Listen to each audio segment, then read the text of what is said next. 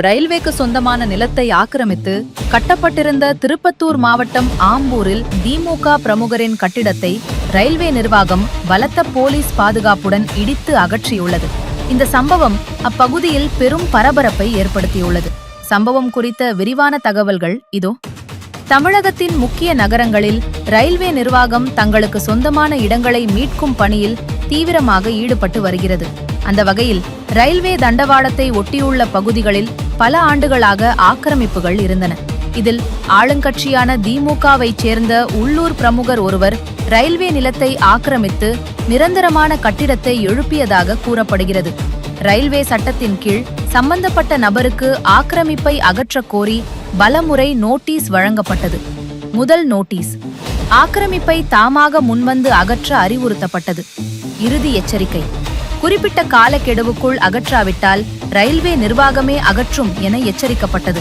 இருப்பினும் அரசியல் செல்வாக்கை பயன்படுத்தி அந்த பிரமுகர் கட்டிடத்தை அகற்ற முன்வரவில்லை என கூறப்படுகிறது. நோட்டீஸ் காலம் முடிந்தும் கட்டிடம் அகற்றப்படாததால் ரயில்வே அதிகாரிகள் இன்று அதிரடி நடவடிக்கையில் இறங்கினர்.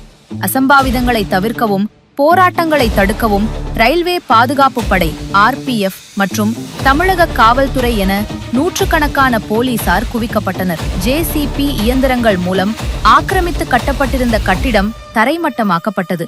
இடிப்பு பணியின் போது ஆதரவாளர்கள் சிலர் எதிர்ப்பு தெரிவிக்க முயன்றனர். ஆனால் போலீசார் அவர்களை அப்புறப்படுத்தி பணியை தொடரச் செய்தனர். இது குறித்து ரயில்வே அதிகாரிகள் கூறுகையில், சட்டத்திற்கு முன் அனைவரும் சமம். ரயில்வே நிலம் என்பது பொது சொத்து. பலமுறை அவகாசம் அளித்தும் ஆக்கிரமிப்பு அகற்றப்படாததால் சட்டப்படியான நடைமுறைகளை பின்பற்றி இந்த நடவடிக்கை எடுக்கப்பட்டுள்ளது. இனிவரும் காலங்களிலும் ரயில்வே நிலங்களில் உள்ள அனைத்து ஆக்கிரமிப்புகளும் இதேபோல் அகற்றப்படும். சமூக வலைதளங்களில் விவாதம். இந்த சம்பவம் சமூக வலைதளங்களில் பேசு பொருளாகியுள்ளது. அரசியல் பின்புலம் இருந்தும் அதிகாரிகள் பாரபட்சமின்றி நடவடிக்கை எடுத்ததை ஒரு தரப்பினர் வரவேற்று வருகின்றனர்.